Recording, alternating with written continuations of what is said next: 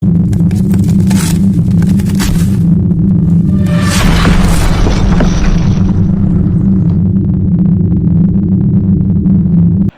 स्वागत है दोस्तों आपका गौतम अकेडमी में। मैं राजा गौतम। कोशिका का लेक्चर नंबर 2 आज पूरी तरह से कंप्लीट हो जाएगा। मैंने आप लोगों के लिए बता दिया था जो सेल होता है यानी कि कोशिका की जो परत होती है, जो ये परत आप लोगों के लिए दिखाई दे रही है, इसके लिए बोलते हैं माइक्रोप्लाज्मा झिल्ली। ये प्रोटीन की बनी होती है। ये बहुत ही पतली झिल्ली होती है जो कि प्रोटीन की बनी होती है। इसके अंदर मैंने आपके लिए बता ही दिया था जो माइटोकॉन्ड्रिया होती है ये ऊर्जा का निर्माण करती है, और जो गोल्जी बॉडी होती है यह ऊर्जा का परिवहन करती है यानी ऊर्जा बांटने का काम करती है। और ये इसके अंदर सेंट्रोसोम पाया जाता है जो आपके दिखाई दे रहा होगा।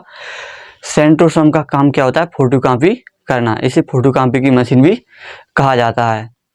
और इसके अंदर इसको स्थिर रखने के लिए, इसको फुला हुआ रखने के लिए इसके अंदर पिलर का काम करता है एंडोप्लाज्मा रेटिकुलम, जो आपके लिए दिखाई दे रहा होगा। यह दो प्रकार का होता है, एक स्मूथ और दूसरा रफ वाला भाग। जो स्मूथ होता है इसके ये वसा का निर्माण करता है, और जो रफ वाला होता है जो प्रोटीन का निर्माण करता है। प्रोटीन मैंने आपके लिए पहले बता दिया था, एक 70S और एक 80S प्रोटीन का निर्माण करता है। 80S परमाणु वो जीव जंतु यूज करते हैं जो कि खुली आंखों से देख सकते हैं, और 70S प्रोटीन वो यूज करते हैं जो अपन नंगी आंखों से नहीं देख सकते, न सिर्फ सूक्ष्मदर्शी या माइक्रो सूक्ष्मदर्शी से देखा जा सकता है। जो आपके लिए दिखाई दे रहा होगा ये एंडोप्लाज्मा रेटिकुलम है। इस पे ये रफ वाले भाग पे ये खुरदरा क्यों होता है? क्वेश्चन एक बार एक परीक्षा में ऐसा क्वेश्चन आया था। जो कोशिका होती है इसके अंदर एंडोप्लाज्मा रेटिकुलम ये खुरदरा क्यों पाया जाता है? क्यों पाया जाता है? क्योंकि इसके अंदर राइबोसोम पाया जाता है जो कि राइबोसोम प्रोटीन का निर्माण करता है। आप लोगों को इसके बारे में पहले से ही मैंने लेक्चर नंबर का पूरी PDF देखना चाहते हैं, और पूरी की पूरी आपके लिए PDF मिलेगी जो आपको हमारे टेलीग्राम चैनल गौतम अकेडमी पर आपके लिए पूरी तरह से अवेलेबल है। इसका आपको इसे कहीं पे नोट करना नहीं है। इसका नोट्स पूरा का पूरा PDF A4 साइज में मैंने आपके लिए बनाकर रखा है, जो कि आपके लिए हमारे टेलीग्राम चैनल गौतम अकेडमी पर मिल जाएगा। तो चलते हैं इसके अंदर। मैंने आप देखते हैं एंडोप्लाज्मा रेटिकुलम हो गया। हाँ, इसके अंदर पाया जाता है वैक्यूल्स। वैक्यूल्स का क्या काम होता है? वैक्यूल्स का काम होता है पानी को स्टोर करना। पानी को स्टोर करना, वैक्यूल्स का काम क्या होता है? पानी को स्टोर करना। एक बार UPPSC प्री में एक क्वेश्चन आया था कि पानी को स्टोर करना वैक्यूल्स का काम होता है। हम लोगों में या पेड़ पौधों में वैक्यूल्स बड़ा पाया जाता है या नहीं? तो इसका आंसर होगा पेड़ पौधों में वैक्यूल्स बड़ा पाया जाता है। जो वैक्यूल्स होता है इसको हिंदी में बोलते हैं रसधानियाँ। पेड़ पौधों को पानी की अधिक ज़रूरत होती है, और हम लोगों को पानी की उतनी ज़रूरत पेड़ पौधों के मुकाबले नहीं होती है। इसलिए पेड़ पौधों में वैक्यूल्स बड़ा पाया जाएगा और हम लोगों में वैक्यूल्स छोटा वाला पाया जाएगा। वैक्यूल्स का क्या काम होता है? पानी को स्टोर करना। जैसे हमारे शरीर में कहीं पानी की ज़रूरत होती है तो वैक्यूल्स वहाँ पर पानी पहुँचाता है। हमारे शरीर में, अपने पूरे के पूरे शरीर में हजारों लाखों सेल पाई जाती हैं। हजारों लाखों कोशिका सेल पाई जाती हैं, जहाँ पर अलग अलग छोटे छोटे रूप में वैक्यूल्स पाए जाते हैं। अब देखते हैं इसके अंदर जो आपके लिए दिखाई दे रहा होगा, इसे बोलते हैं न्यूक्लियस। न्यूक्लियस क्या होता है?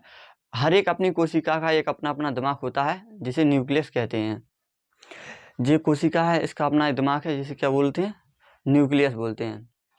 न्यूक्लियस की खोज किसने की? रॉबर्ट ब्राउन ने की। न्यूक्लियस की खोज किसने की? रॉबर्ट ब्राउन ने की।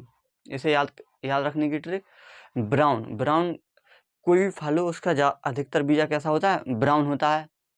ब्राउन होता है तो इसका जो इसके मध्य में पाया जाता है यानी बीजा कैसा होता है? ब्राउन होता है। तो न्यूक्लियस की खोज किसने की? रॉबर्ट ब्राउन ने। न्यूक्लियस कहाँ पाया जाता है? बीच में पाया जाता है। तो न्यूक्लियस की खोज किसने की? रॉबर्ट ब्राउन ने। और जिंदा कोशिका की खोज किसने की? रॉबर्ट हुक ने।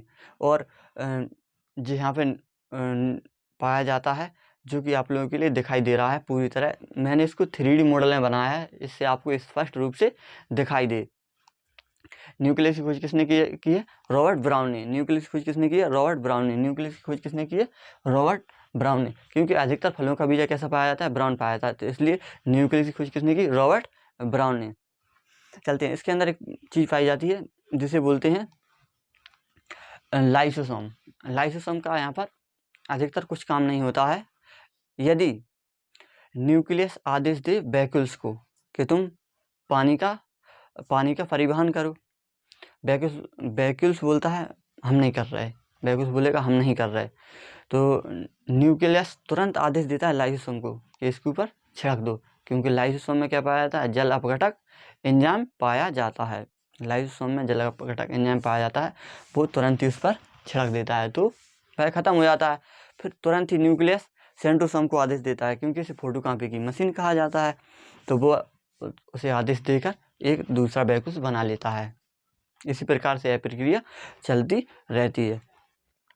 जो आपके लिए दिखाई दे रहा होगा न्यूक्लियस के अंदर ही डीएनए पाया जाता है। पूरा का पूरा दिमाग इसी के अंदर हो जाता है।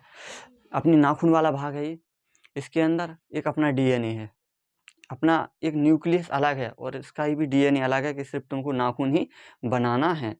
अपना जो बाल है इसके अंदर भी एक अपना अलग ही डीएनए और अपना अलग ही न्यूक्लियस है, अपना अलग ही दिमाग है। इसके अंदर भी कोशिका है जिसका काम क्या है? वो उसी प्रकार आदेश देता है कि तुमको सिर्फ बाल ही बनाना है। अपनी त्वचा है, इसके अंदर भी एक अलग ही न्यूक्लियस है, जो कि आपको दिखाई दे रहा होगा।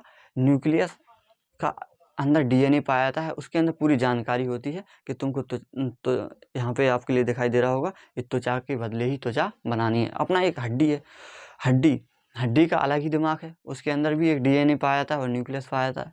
उसका सिर्फ काम क्या है?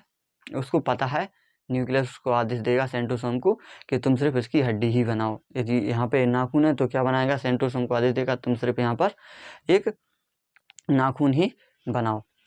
कभी कभी न्यूक्लियस भी पगला जाता है, कैसे पगला जाता है? न्यूक्लियस कभी आदेश ही नहीं देता, कभी कभी न्यूक्लियस आदेश ही नहीं देता, तो क्या होता है? जो कोशिका के अंदर पाए जाते हैं वो सभी अपना काम नहीं करेंगे, तो उन्हें लाइसोसोम क्या बोलेगा कि तुम अपना ठीक तरीके से काम करो। यदि वो नहीं करेंगे तो लाइसोसोम क्या होता है? अपने आप में फट जाता है और जिससे पूरी की पूरी कोशिका मर जाती है, और वहाँ पर लाश के रूप में एक पड़ी रहती है, जो कि कोशिका ख़त्म हो जाती है। फिर जितनी भी कोशिका होती हैं उसके अड़ोस पड़ोस की जो कोशिकाएं होती हैं, फिर वहाँ उसे लाइसोसोम के द्वारा उनके जो लाइसोसोम होते हैं उसे धीरे धीरे मिटा दिया जाता है और वहाँ पर एक नई कोशिका धीरे धीरे बना दी जाती है। कभी कभी न्यूक्लियस इतना पगला जाता है कि कभी कभी की 5 की जगह 6 उंगलियां हो जाती हैं। आपने देखा होगा किसी व्यक्ति की 5 की जगह 6 उंगलियां हो जाती हैं, ये क्या होता है? न्यूक्लियस का पगलाना बोलते हैं। न्यूक्लियस पागल हो जाता है तो 5 की जगह 6 उंगलियां दे देता है। जो न्यूक्लियस होता है इसके अंदर क्या पाया? डीएनए ग्रुप ऑफ डीएनए, इसके अंदर पूरी की पूरी इंफॉर्मेशन होती है।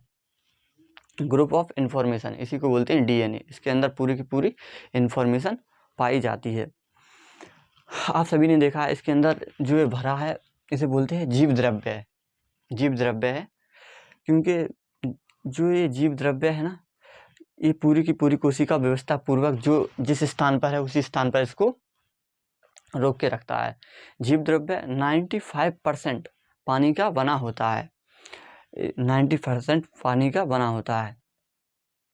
जो जीव द्रव्य होता है, यदि हमारे शरीर में पानी की 1% की कमी हो जाती है तो हमको प्यास लगने लगती है, इससे हमें पता चल जाता है, और 10% की पानी की कमी से हमारी मृत्यु भी हो जाती है।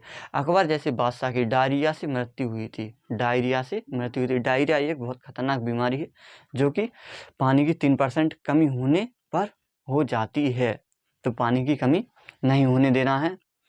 जो अपना जीव द्रव्य है, पानी अपन ने पिया, पेट में गया, अपने अंदर इतनी कोशिकाएं हैं, पानी हर जगह से निकलता है पसीने के रूप में। पानी हर जगह से निकलता है कैसे रूप में? पसीने के रूप में।